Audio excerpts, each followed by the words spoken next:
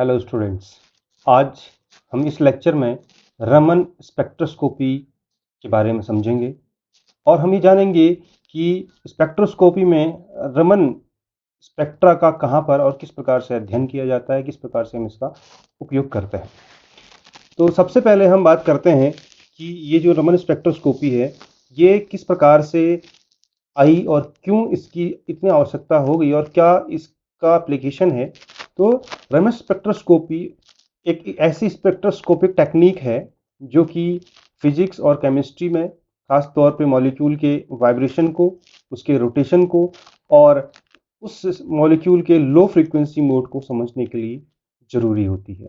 हम अगर spectroscopy term को अगर एक बार फिर से समझने की कोशिश करें तो इस प्रकार की प्रक्रिया जिसमें इलेक्ट्रोमैग्नेटिक स्पेक्ट्रम का, इलेक्ट्रोमैग्नेटिक रेडिएशन का इंटरेक्शन करवाया जाता है मॉलिक्यूल के साथ, और उसी में रमन स्पेक्ट्रोस्कोपी भी हम यूज करते हैं, जिसको कंडेंस्ड मैटर में इसका यूज किया जाता है उसकी वाइब्रेशनल, उसकी रोटेशनल और उसकी लो फ्रिक्वेंसी मोड को समझने के लिए।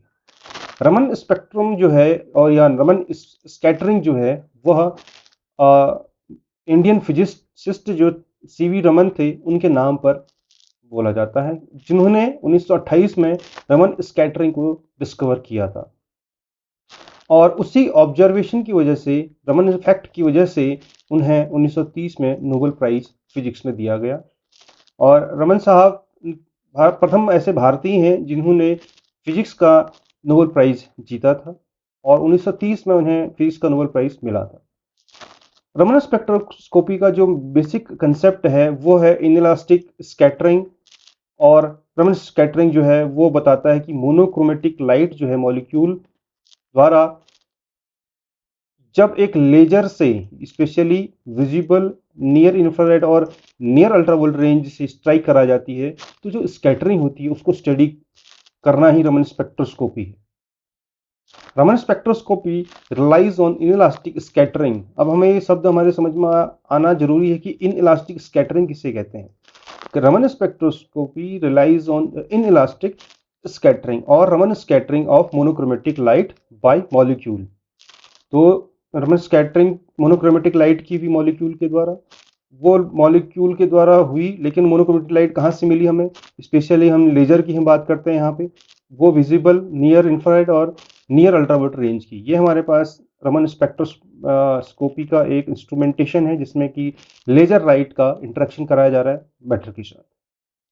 हम पढ़ने की कोशिश करेंगे कि ये इन इलास्टिक स्कैटरिंग क्या है। तो रमन स्कैटरिंग या रमन इफेक्ट बेसिकली एक स्कैटरिंग का पार्ट है और वो स्कैटरिंग होती है in elastic scattering of a photon. Photon के इन इलास्टिक स्कैटरिंग को ही हम रमन स्कैटरिंग या रमन इफेक्ट कहते हैं।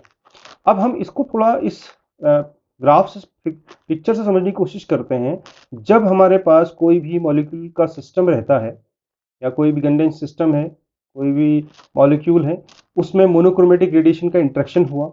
आफ्टर द इंटरेक्शन कुछ न कुछ एब्जॉर्प्शन होगा और कुछ स्कैटरिंग होगी, और उस स्कैटरिंग दो प्रकार के स्कैटरिंग में आएगा। एक तो होगी इलास्टिक स्कैटरिंग और दूसरा होगा इन इलास्टिक स्कैटरिंग। तो जो इन इलास्टिक स्कैटरिंग होती है उसको रमन ने ऑब्जर्व किया और उन्होंने कहा कि ये रमन स्कैटरिंग होगी, और दूसरा स्कैटरिंग जो इलास्टिक थी उसको रेलेग ने अंडरस्टैंड किया, रेलेग ने समझा, तो उसको हम रेलेग स्कैटरिंग कहते हैं। और जो स्कैटरिंग होती है उसी को स्टडी करने के बाद रमन स्पेक्ट्रोस्कोपी ने मैं इनइलास्टिक स्कैटरिंग को चूज किया। अब इसको थोड़ा देख लेते हैं कि क्या बात है, इनइलास्टिक को भी समझते हैं, लेकिन रेलेग स्कैटरिंग भी रमन स्कैटरिंग के पैरेलली मूव करती है, इसको भी समझ लेते हैं। Most of the light passes through the transparent substance. तो कोई भी अधिकतर लाइट जो होती है जिसमें इलास्टिक स्कैटरिंग होगी वो रिलेग स्कैटरिंग कहलाएगी। This is an elastic effect which means that the light does not gain और lose energy during this scattering. मतलब थोड़ा सा इसको समझ लेते हैं। एन इलास्टिक इफेक्ट का यह मतलब है, इलास्टिक इफेक्ट पहले हम समझ लेते हैं कि रिलेग स्कैटरिंग में इलास्टिक इफेक्ट की बात कही गई है। तो इलास्टिक इफेक्ट इसे बोलते हैं जब लाइट किसी भी मॉलिक्यूल में स्ट्राइक करेगी और जब वो स्कैटर करती है, तो जब स्कैटरिंग के बाद इसमें लाइट में किसी भी एनर्जी का मतलब नीदर इट इज गेनिंग और नॉट इट इज लूजिंग, मतलब जितनी स्कैटरिंग इससे स्ट्राइक की मॉलिक्यूल के साथ उतना ही इसने स्कैटर कर दिया। Therefore it stays as the same wavelength, यानी जिस वेवलेंथ का मॉलिक्यूल पे स्ट्राइक हुआ मोनोक्रोमेटिक रेडिएशन की, उतने ही स्कैटर होगी, तो वो इलास्टिक स्कैटरिंग होगी। तो मोस्ट ऑफ द केसेस जब ऐसा होता है तो वो रिलेग स्कैटरिंग होती है। तो रिलेग स्कैटरिंग की हम बात करते हैं, तो amount of scattering is strongly dependent on the wavelength and which is inversely proportional to the lambda to the power 4 या directly proportional to the lambda की पावर -4। अभी इसको थोड़ा और इलाबोरेट करके समझेंगे हम रिलेग स्कैटरिंग।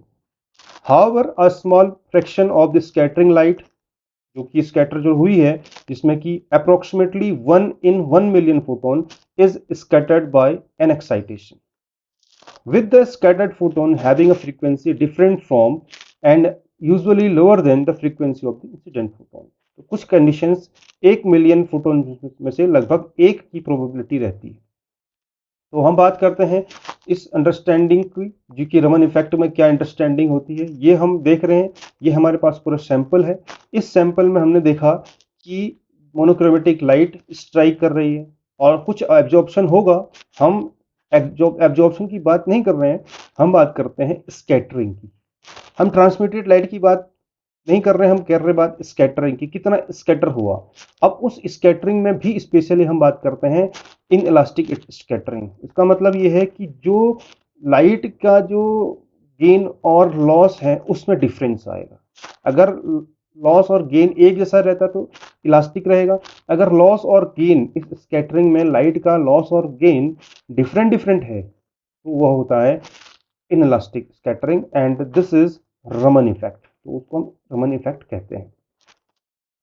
अब बात कर लेते हैं थोड़ा सा रिलेग स्कैटरिंग के बारे में। ये लॉर्ड रिलेग के नाम से बताए गए और इन्हें नोबेल प्राइज मिला 1904 में, फिजिक्स में इनको मिला।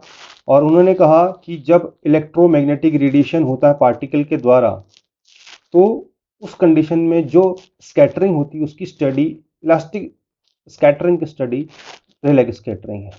It can occur when light travels in a transparent solid liquid but is almost prominent in gases। तो सबसे पहली बात इनके अध्ययन से समझ में आए कि why is the sky blue। तो रिलेग ने ही समझाया कि जो हमारा आसमान हो नीला क्यों है, क्योंकि Rayleigh scattering gives the atmosphere its blue colour. इसमें यह समझ में आ रहा है कि more intense scattering of the blue light by the atmosphere relative to the red light. Now इनके बेसिस पे एक मैथमेटिकल इन्होंने एक इक्वेशन बनाई जिसमें मेन जो फंक्शन था, उन्होंने कहा incident light radiation and radiation after the absorption, और उसके बाद उन्होंने वेवलेंथ की बात कही। तो ये तीन चीज़ें हम साथ लेके चलते हैं। और साथ में जो एक अल्फा टर्म्स आया, क्योंकि लॉर्ड रिलेग जो है उन्होंने डाइपोल स्कैटर्स निकाला, देखा, उन्होंने कहा कि it is far smaller than the wavelength. और उसी वेवलेंथ को काउंट करते हुए अल्टीमेटली कंक्लूजन निकाला गया कि the amount of scattering is strongly dependent on the wavelength. Wavelength के ऊपर निर्भर करेगी और वो प्रोपोर्शनल होती है 10 to the power -4। हमने कहा lambda to the power -4। The amount of scattering is strongly dependent on the wavelength, which is being proportional to the lambda to the power -4। Means जो scattering का जो रेशियो है वो depend कर रहा है I और आई नॉट के ऊपर, और स्पेशली आई नॉट और आई नॉट के बेसिस पे हम लैम्डा को समझ सकते हैं, जो कि उसकी वेवलेंथ के बारे में बता रहा है।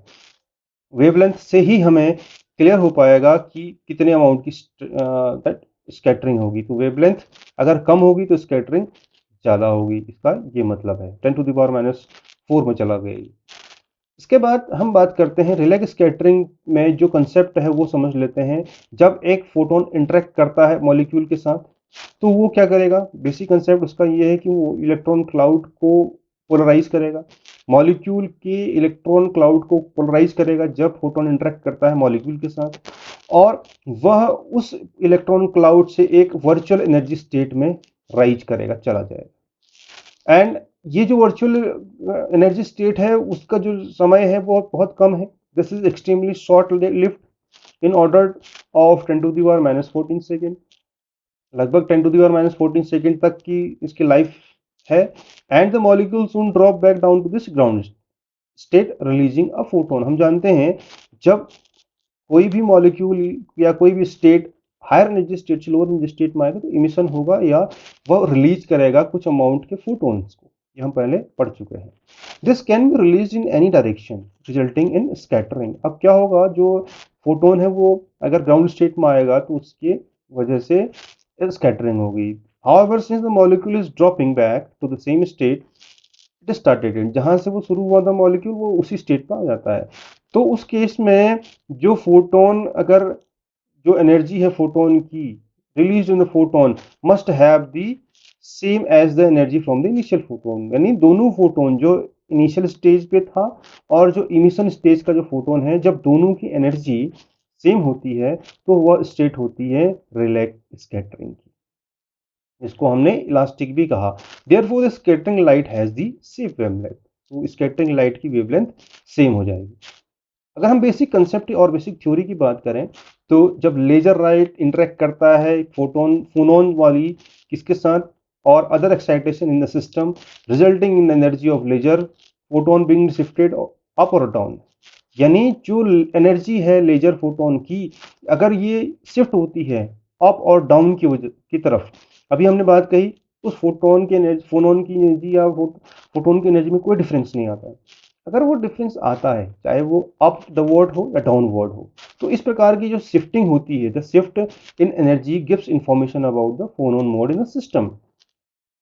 अब अगर थोड़ा हम देखते हैं इंफ्रारेड स्पेक्ट्रोस्कोपी को कंपेयर करते हैं तो it's similar but complementary information. Wavelength close to the laser line due to elastic Rayleigh scattering are filtered out while the rest in the collected light is dispersed onto a detector।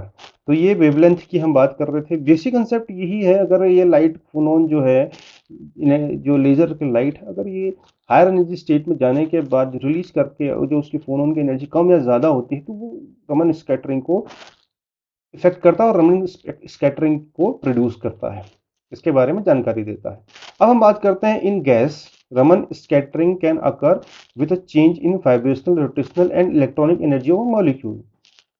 अब वो change क्यों आया? अगर gaseous state में कोई molecule है तो वहां पर जो रमन की है बात हम कर रहे हैं, तो जो रमन है वो स्कैटरिंग बता रहा है हमें। रमन स्कैटरिंग जो बता रहा है वो किसकी वजह से बता रहा है? क्योंकि मॉलिक्यूल में कुछ चेंजेज आए। कैसे चेंजेज आए? उसकी वाइब्रेशनल रोटेशनल एनर्जी में डिफरेंस आया, उसकी इलेक्ट्रॉनिक एनर्जी स्टेट में डिफरेंस आया। Due to its vibrational, due to its rotational, due to its electronic state, its means molecule energy states. तो उस केस में हम देखते हैं कि रमन स्कैटरिंग हमें मिली। रमन स्पेक्ट्रोस्कोपी जो है खास तौर पर केमिस्ट्री में यूज होती है, क्योंकि इसकी जो वाइब्रेशनल इंफॉर्मेशन है तो केमिकल बॉन्ड के रेस्पेक्ट में ही सबसे ज़्यादा समझ में आती है, इसलिए इसको केमिस्ट्री में ज़्यादा यूज़ किया जाता है। यानी जो मॉलिक्यूल कोवलेंटली बॉन्डेड होते हैं उनके लिए ज़्यादा महत्वपूर्ण है। It provides a fingerprint by which the molecule can be identified, इससे मॉलिक्यूल पहचाना जा सकता है। तो ऑर्गेनिक मॉलिक्यूल की रेंज इसके लिए होती है 500 टू 2000 पर सेंटीमीटर की। दूसरा वे टेक्निक है, it is use to study the change in chemical bonding. इसका एग्जांपल हमारे पास है, substrate is added to the enzyme, यानी केमिकल बॉन्डिंग में जो चेंजेस आ रहा है, यानी केमिकल बॉन्डिंग में चेंज आएगा तो उसकी स्टडी हम रमन स्कैटरिंग के बेसिस पे कर सकते हैं, क्योंकि इसकी वाइब्रेशनल, रोटेशनल और इलेक्ट्रॉनिक स्टेट चेंज आ जाएगी।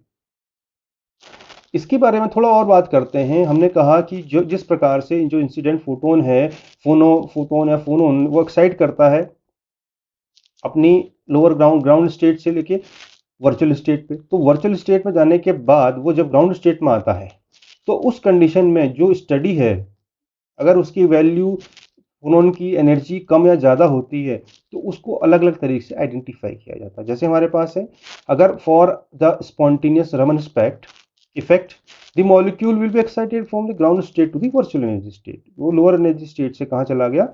वर्चुअल एनर्जी स्टेट में चला गया। And relax into a vibrational excited state. तो इससे क्या होगा? विच जनरेट्स स्टोक रमन स्कैटरिंग।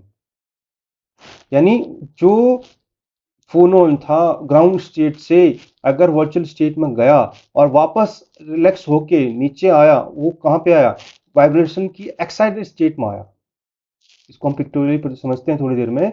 अगर हमने कहा कि मॉलिक्यूल लोअर ग्राउंड स्टेट से हायर वर्चुअल स्टेट में गया और जब वापस नीचे आया और वाइब्रेशनल एक्साइटेड स्टेट में रुका, रिलैक्स किया, जिसकी वजह से जो लाइन हमें मिलेंगी, स्कैटरिंग जो मिलेगी, वो होगी स्टोक्स रमन स्कैटरिंग, पहली बात।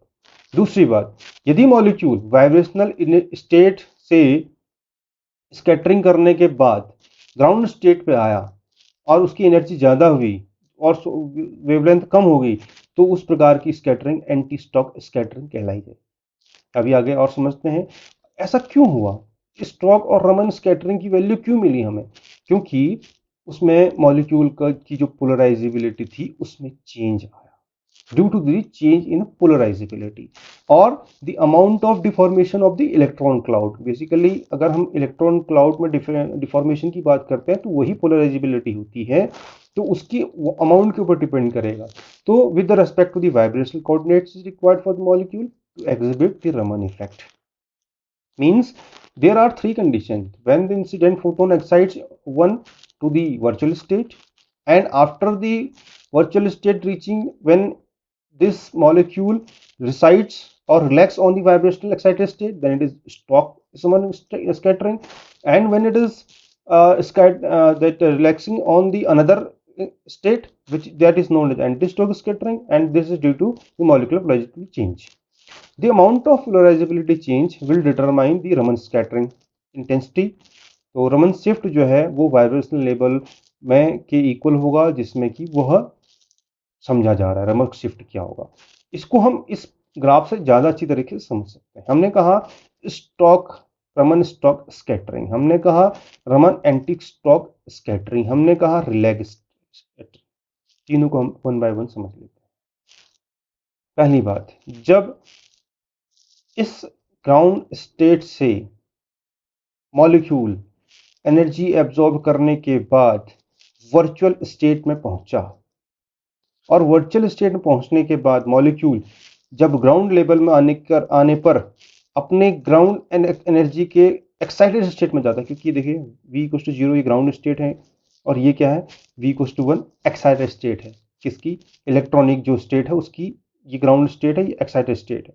तो जब वो रिलैक्स करता है excited ground state, excited electronic state पे, तो जो स्कैटरिंग, क्योंकि डिफरेंस आया, अगर बराबर रहता है, दोनों की एनर्जी बराबर रहती है, तो ये होगा रिलेग स्कैटरिंग। अगर एक में एनर्जी में डिफरेंस आता है, यानी जो स्टॉक की जो फ्रीक्वेंसी वेवलेंथ है, फ्रीक्वेंसी है, और उस फ्रीक्वेंसी की हम बात करते हैं, वो V0 माइनस डेल्टा V होता है, तो हम उसको कहते हैं कि वो होगा स्टॉक। और इसको यहाँ पर भी हम समझ सकते हैं, if there is no change in the photon of molecule, then it is Rayleigh scattering, and when the molecule, the frequency of the molecule get changes like V0 minus Vt, it is known as stock Raman scattering। and Raman anti stock में कौन सा रहेगा, जब ये excited electronic state से virtual state में जाता है, वर्चुअल स्टेट में पहुंचता है, और वर्चुअल स्टेट से वो जब रिलैक्स करता है ग्राउंड इलेक्ट्रॉनिक स्टेट में, तो उस प्रकार से जो लाइन्स हमें मिलती हैं उनको बोलते हैं रमन एंटी स्टॉक। तो this is basically the concept of Raman scattering, energy level diagram showing the different steps of Raman signals, and these conditions appears in a Raman signal। और हम इस रमन सिग्नल से ही ये समझ पाएंगे कि किस प्रकार से एंटी स्टॉक और स्टॉक सिग्नल हमें मिलेंगे, और वो जो डिपेंड करता है वो उसकी फ्रीक्वेंसी के ऊपर डिपेंड करेगा। और देखिए यहाँ पे देखते हैं कि जो द लाइन थिकनेस इज रफली proportional to the signal strength from the different transitions. तो इस बात से हमें दो चीज़ समझ में आए कि रमन एंटी स्टॉक स्कैटरिंग होती है और रमन स्टॉक स्कैटरिंग होती है। और स्टॉक्स में केस में अगर जब इलेक्ट्रॉन का जो है मॉलिक्यूल जो है ग्राउंड स्टेट से वर्चुअल स्टेट में जाता है और रिलैक्स होके वो ग्राउंड के इलेक्ट्रॉनिक स्टेट के एक्साइटेड स्टेट में रहता है, तो उसको बोलते हैं रमन स्टॉक्स। और अगर ये एनर्जी स्टेट जो है एक्साइटेड इलेक्ट्रॉनिक एनर्जी स्टेट से मॉलिक्यूल वर्चुअल स्टेट में जाके फिर वापस रिलैक्स होके ग्राउंड इलेक्ट्रॉनिक स्टेट में आता है, तो इस प्रकार की कंडीशन को हम कहते हैं Raman anti stock. So I think this is the basic concept of Raman spectroscopy, which we understand very comfortably that there are three kinds of way when the photon changes, whether it's loss or gain in energy, and there is no gain in energy. तो ये और loss in energy तीन condition आई, इसमें तो loss होगा या gaining होगी, या नो गेन नो लॉस। तो इस तरीके से हम रमन के इस प्रभाव को समझ पाए। रमन इफेक्ट ने बेसिकली मॉलिक्यूल को समझने की कोशिश जब हमने की तो स्कैटरिंग को समझता। तो this is basic way to understand the Raman effect. और अब हम बात कर रहे थे कि इसकी पोलराइजेबिलिटी से क्या फ़र्क पड़ेगा मॉलिक्यूल में, तो इस बात को हम नेक्स्ट लेक्चर में कवर करेंगे। इस लेक्चर में इतना ही। If you like this video, just convey and share it to your colleagues and friends. If you have any doubt, you can clear your doubts by typing your question on the comment section. Thank you.